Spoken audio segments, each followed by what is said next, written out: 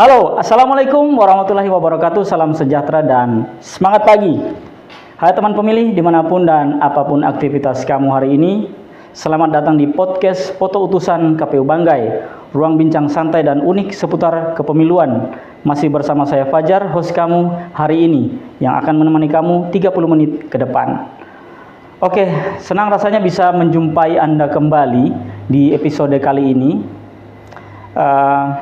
Episode ini kita akan ngobrol sedikit terkait peran sekretariat melalui sumber daya manusia dan kehumasannya, khususnya di KPU Kabupaten Banggai, dalam rangka mendukung pelaksanaan tahapan pemilu dan pemilihan. Baik teman pemilih, hubungan antara KPU dan sekretariat KPU adalah hubungan strategis antara pengambil kebijakan, yaitu oleh KPU secara kolektif kolegial, dengan pelaksana teknis, yaitu jajaran sekretariat yang dipimpin oleh sekretaris KPU. Nah, kita ambil contoh, misalkan Divisi Sosdikli, Parmas, dan SDM merencanakan program sosialisasi dan juga perekrutan badan ad hoc. Nah, sementara subbagian Parhubmas dan SDM mengeksekusi teknis administrasinya. Kurang lebih seperti itu pengantarnya. Telah hadir bersama kita narasumber yang akan kita ngobrol-ngobrol bersama beliau ini, yaitu Bapak Pelaksana Tugas Kasubag Parhubmas dan SDM, atau kalau kepanjangannya itu Partisipasi Hubungan Masyarakat dan Sumber Daya Manusia. Apa kabar Bapak Andri Rajab? Baik, Pak Sudah. Luar biasa, terima kasih sudah hadir, sudah menyempatkan diri, karena kesibukan Bapak ini saya lihat sangat sibuk. Apakah masih semangat Bapak? Semangat. Iya. Baik, kita akan berbincang sedikit terkait dukungan SDM dalam rangka proses penyelenggaraan tahapan pemilu maupun pemilihan, khususnya di KPU Kabupaten Banggai. Nah, di sini bisa Bapak jelaskan terlebih dahulu, barangkali di luar sana ada yang belum mengerti terkait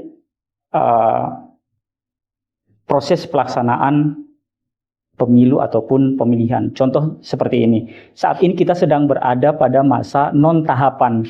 Artinya tidak ada pemilu di dalam periode antara rentang tahun, misalkan dari pasca pemilihan yang sebelumnya sampai dengan pemilu yang akan datang. Jadi kita berada di masa non-tahapan. Nah, ada nanti masa tahapan. Nah, seperti itu. Barangkali masih ada yang belum mengerti soal tahapan atau non-tahapan. Mungkin Bapak bisa sedikit memberikan gambaran agar teman-teman pemilih di luar sana bisa mendapatkan sedikit wawasan terkait dua istilah ini, non-tahapan ataupun tahapan. Barangkali bisa Bapak jelaskan. Terima kasih Pak Fajar.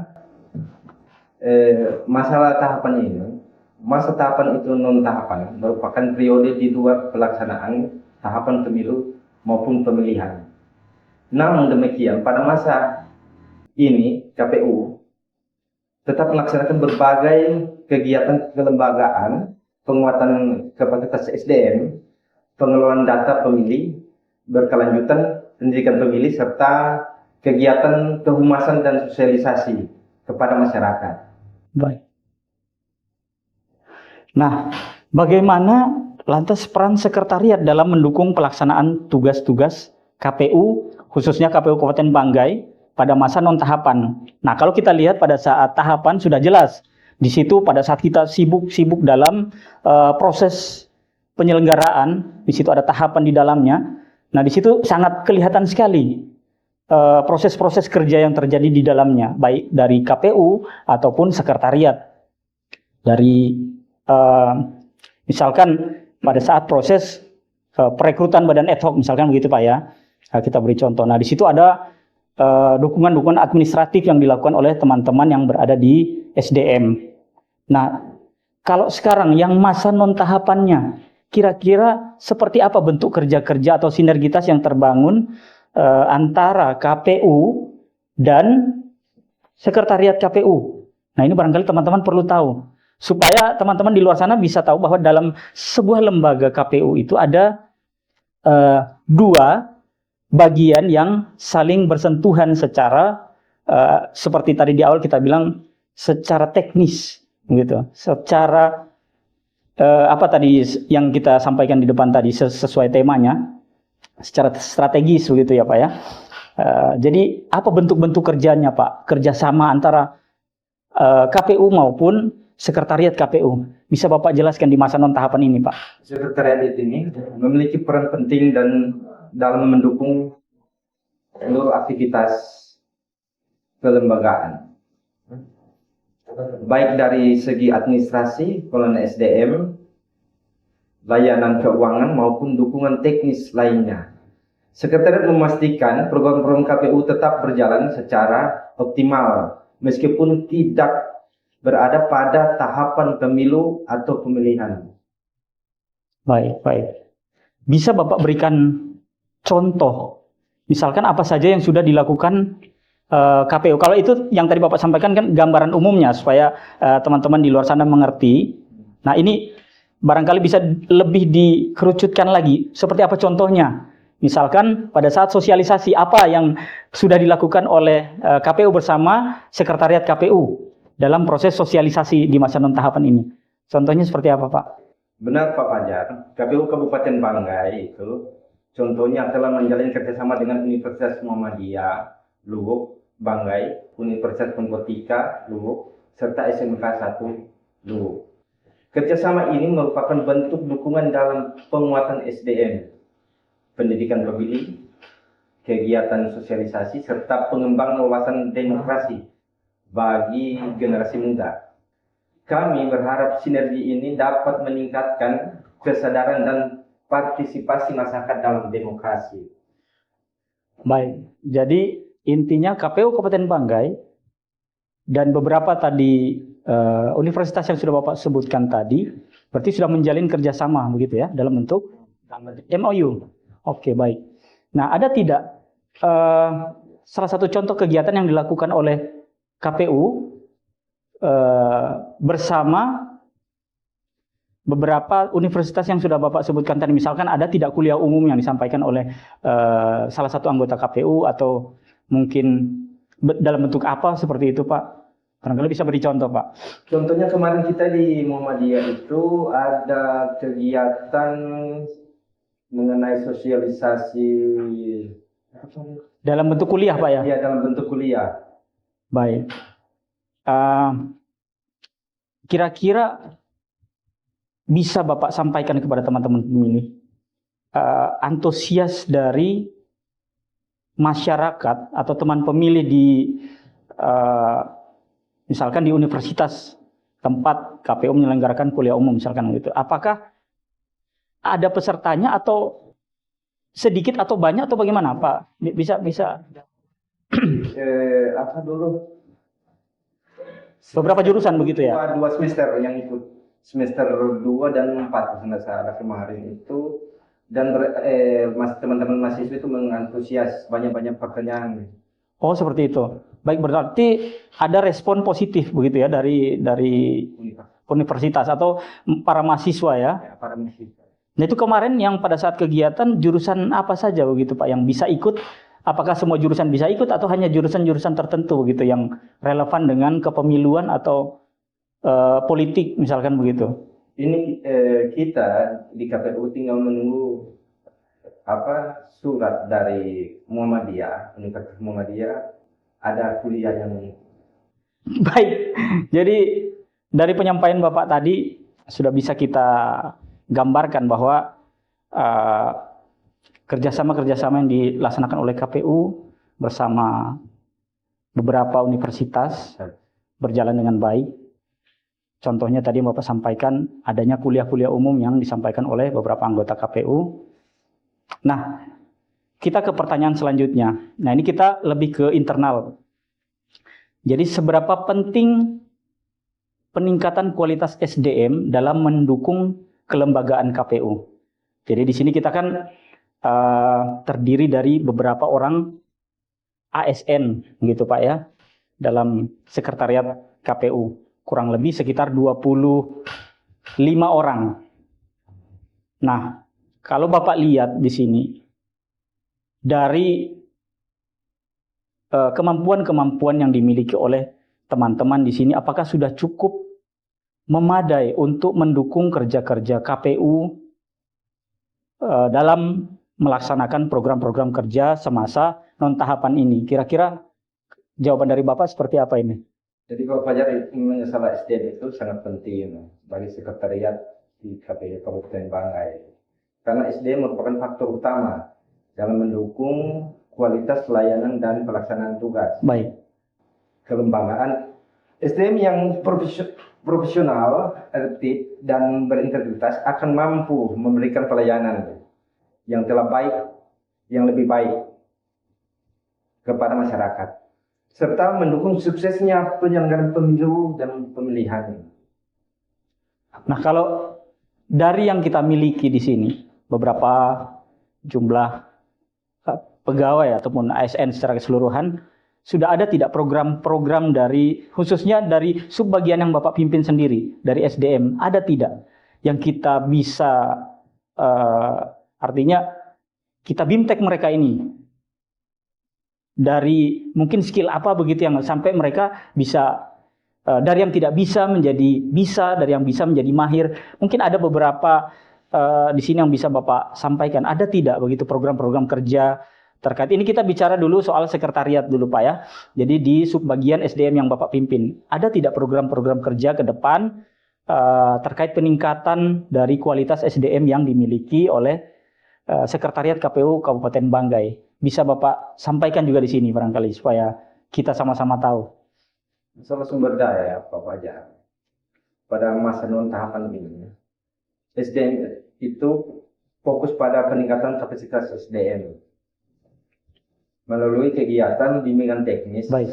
rapat evaluasi, peningkatan kompetensi pegawai, serta penguatan disiplin dan budaya kerja, terutama budaya kerja itu Pak. Hal ini penting sebagai bentuk persiapan menghadapi tahapan pemilu dan pemilihan berikutnya. Baik.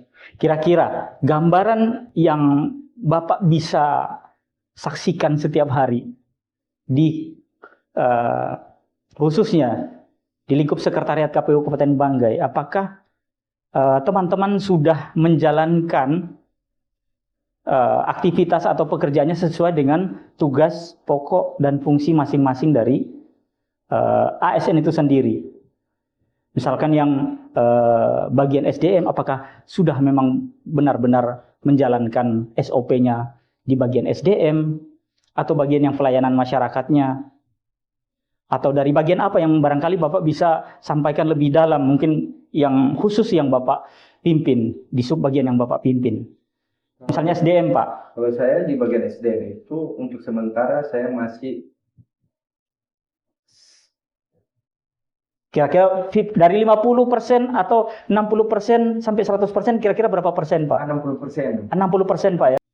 Kita bergeser dulu Pak dari soal SDM, karena di sini subbagian yang Bapak pimpin itu punya dua bidang, yaitu subbagian partisipasi hubungan masyarakat dan SDM. Nah, tadi sudah kita bahas SDM. Nah, kalau sekarang coba kita ke partisipasi hubungan masyarakatnya dulu, Pak. Nah, terkait peran kehumasan, Pak. Peran kehumasan yang dimiliki oleh KPU Kabupaten Banggai pada masa non tahapan. Kira-kira seperti apa gambarannya, Pak? Baik Pak Fajar, pada masa non tahapan, fungsi kehumasan tetap aktif dalam penyampaian informasi kepada masyarakat. Humas berperan menjaga keterbukaan informasi publik. Baik. Kegiatan kelembagaan, pendidikan pemilih, serta membangun komunikasi yang baik dengan masyarakat dan stakeholder yang ada. Baik, jadi intinya peran dari sekretariat untuk mendukung kerja-kerja KPU, khususnya pada kehumasan ini, masih tetap berjalan Pak ya, walaupun masa non tahapan, oke? Tetap masih berjalan. Tetap masih berjalan toh. Misalkan begini, ada masyarakat yang ingin meminta atau mengakses informasi. Nah, ini terkait tentang hubungan masyarakat ya. Nah, kira-kira di KPU ini dia bisa tidak dapat informasi-informasi seputar kepemiluan. Mungkin saya ingin mengetahui tentang hasil daripada perolehan pemilu 2024 misalkan begitu. Apakah boleh begitu? Bisa Pak Fajar, kita di sini membuka layanan EPPID. EPPID. Ya. Baik.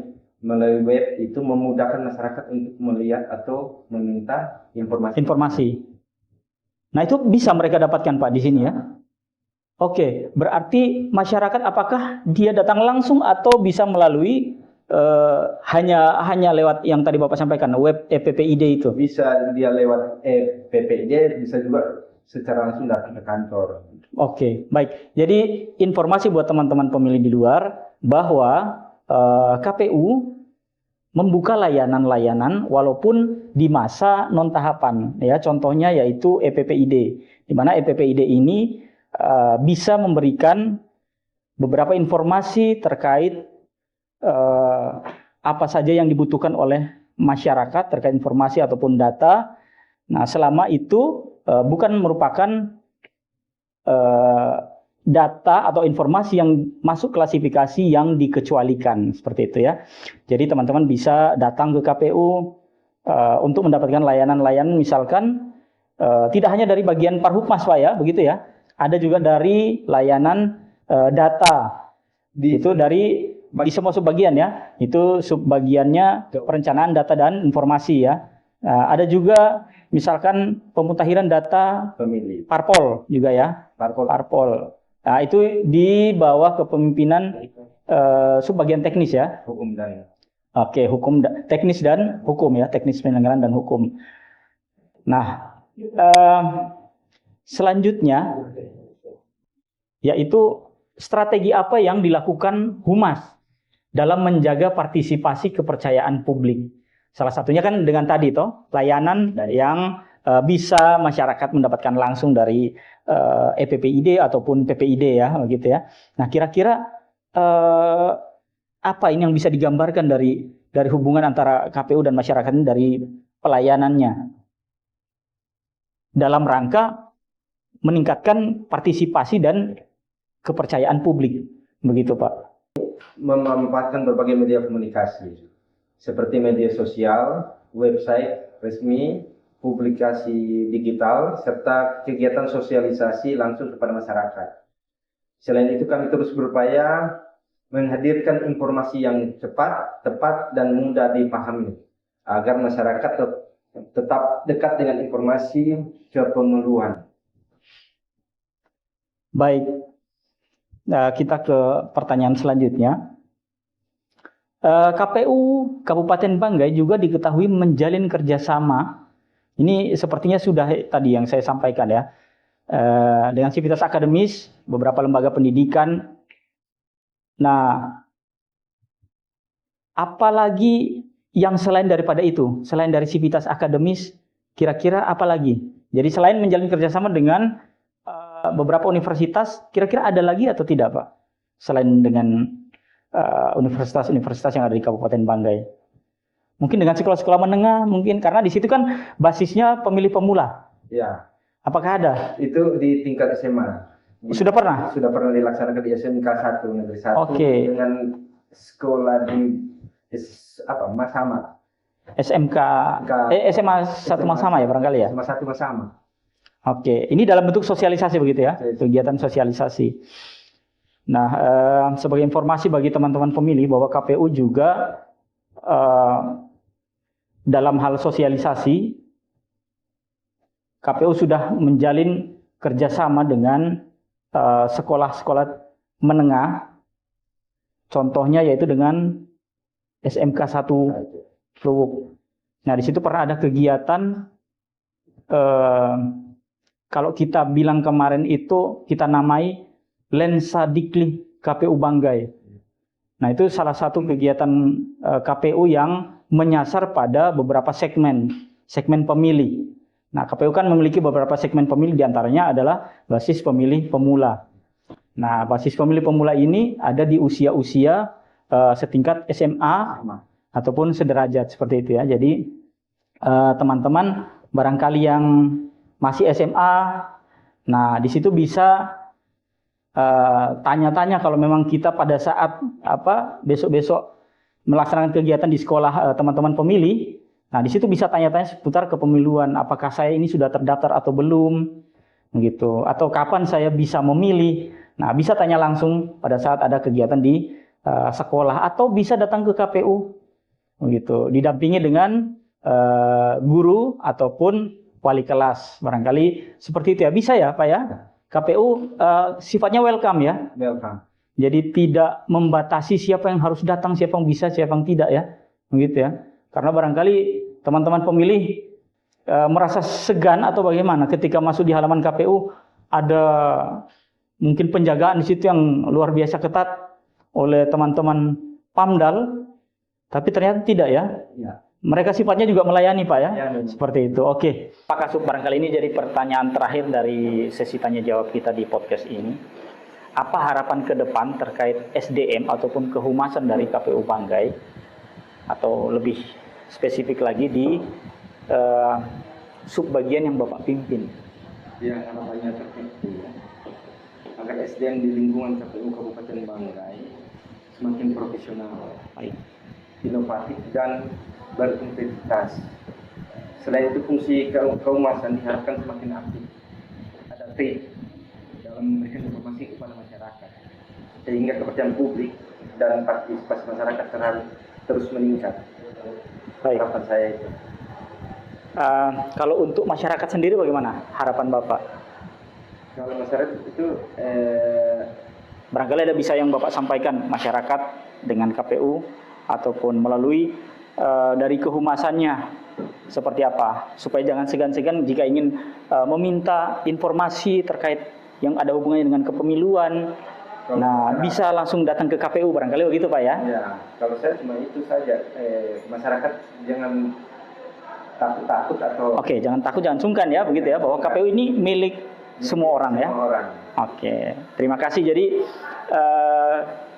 sebagai closing statementnya barangkali bahwa peran dari kehumasan ataupun dari SDM ini sangat berpengaruh terhadap proses-proses dalam penyelenggaraan pemilu maupun pemilihan.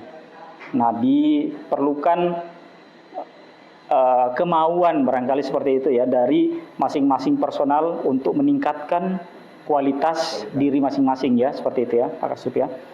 Jadi terima kasih Pak Kasub sudah hadir selama kurang lebih 30 menit. Terima kasih. Kita ada di sini, kita berbincang-bincang ringan. Teman-teman di luar sana sudah mendapatkan mungkin informasi-informasi. Barangkali mereka bisa mendapatkan layanan-layanan KPU langsung datang ataupun lewat media sosial ataupun lewat mungkin website resmi. Nah, barangkali itu saja yang bisa kita hadirkan di perbincangan di podcast Foto Utusan kali ini. Saya harap ada manfaatnya untuk kita semua. Wabillahi taufiq wal hidayah. Assalamualaikum warahmatullahi wabarakatuh dan salam Foto Utusan. Terima kasih Pak Kasub.